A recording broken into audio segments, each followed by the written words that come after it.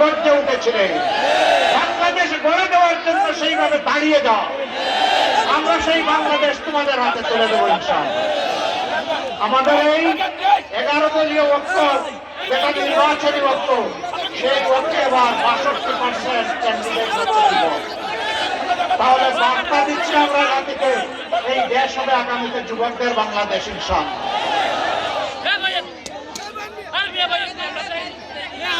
এলাকাবাসী, এই আন্দোলনে যুবকরা যেমন লড়াই করেছে, আমাদের মেয়েরাও সমানতালে লড়াই করেছে। বরঞ্চ জুলাই শক্তি পেয়েছিল 15 জুলাই যখন ঢাকা বিশ্ববিদ্যালয় আমাদের কলিজার টুকরা মেয়েদের গায়ে হাত দেওয়া হয়েছিল, জুলাই সেদিনে শক্তি ফিরে পেয়েছিল। মেয়েদের গায়ে হাত দেওয়াকে জাতি মেনে নিতে পারে না। মুঘল বাহিনী, হাতুড়ি বাহিনী, লাঠিয়াল বাহিনী সব কিছুকে যুবক যুবতীরা ব্যক্ত করে দিয়েছে। এখন সেই একই প্রবণতা দেখতে পাচ্ছি। একসময় যারা মজলুম ছিলেন তারা কেন জালিমের ভূমিকায় অবতীর্ণ হবেন আমরা বুঝতে পারি না। জায়গায় জায়গায় বিভিন্ন জায়গায় মাদেরকে ডিস্টার্ব করা হচ্ছে। তারা এদেশের নাগরিক, তাদের অধিকার আছে ভোট চাওয়ার, তাদের অধিকার আছে তাদের আদর্শ নিয়ে ভোটারদের কাছে যাওয়ার। আপনি আপনার আদর্শ নিয়ে যান, আপনি চান, আমরা বাধা দেব না।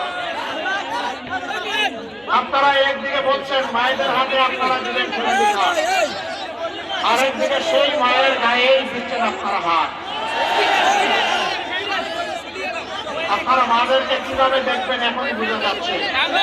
মর্নিং সন্তানে সকালে সূর্য দেখে বোঝা যায় সারাদিন কেমন যাবে। ভোটের আগের হালত থেকে বোঝা যায় কেউ নির্বাচিত হলে আগামীটা কেমন হবে। মনে রাখবেন, সেদিন যেমন ঢাকা বিশ্ববিদ্যালয়ের আমাদের মেয়েদের গায়ে হাত দেওয়াকে জাতি ক্ষমা করে নাই, গর্জে উঠেছিল, ফুসে উঠেছিল। আজকেও মেয়েদের গায়ে হাত দিচ্ছেন, নিজেদের কবর রচনা করবে। আমরা অনুরোধ করব, মেয়েদের গায়ে হাত দিবেন না, মেয়েদেরকে অপমান করবেন না, কারণ আপনার মা আছে। আপনার মাকে সম্মান করুন, তাহলে আপনি সারা দেশের মাদেরকে সম্মান করতে পারবেন। আর যে নিজের মাকে সম্মান করতে জানে না, এদেশের একজন নারীও তার কাছ থেকে সম্মান আশা করে না। আপনারা দেখেছেন মাথা গরম হওয়ার কারণ আছে। এখন নারীরা তাদের নিরাপত্তার জন্য এই যুগকে দাড়িপাল্লা মার্কাকে তারা বেছে নিতে চায়। একজন তরুণী তার পছন্দের পোশাক পরে তিনি বের হয়েছেন। একজন সাংবাদিক মাঝে মধ্যে ওই যে রিয়াকশন নেই, ভুল দিলেন কারে, তারা জিজ্ঞেস করেছে আগামীতে রাষ্ট্র ক্ষমতায় কাকে দেখতে চান। তিনি বলেছেন জামাত। কেন? বলে যে জামাত আসলে দেশটা ঠিক হবে। আপনার এই পোশাকটা আপনি পড়তে পারবেন না, পারবো না।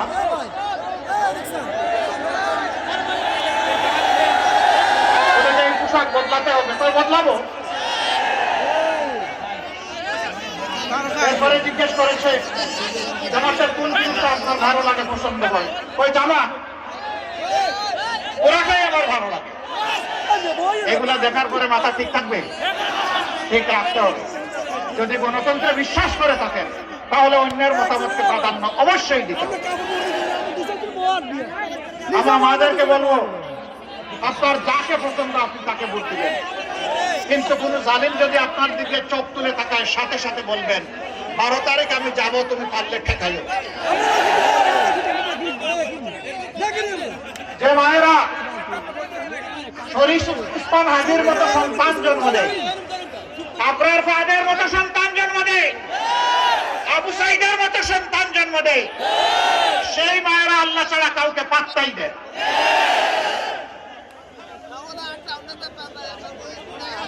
তারা বিটির রাজ্য কায়েম করতে চায়। সম্মানিত ভাইয়েরা, হয়তো যে জাতি ইতিমধ্যেই জয় করে ফেলেছে, এই জাতিকে হিসাব করে কথা বলবে। যদি সত্যি গণতন্ত্রের প্রতি আস্থা থাকে তাহলে নিজের কাজ নিজে করুন, অন্যটা তাকে করতে দিন। হ্যাঁ, কোন প্রার্থী এবং তার সমর্থকেরা যদি নির্বাচনী আচরণ যদি লঙ্ঘন করে, তাহলে আপনি কে?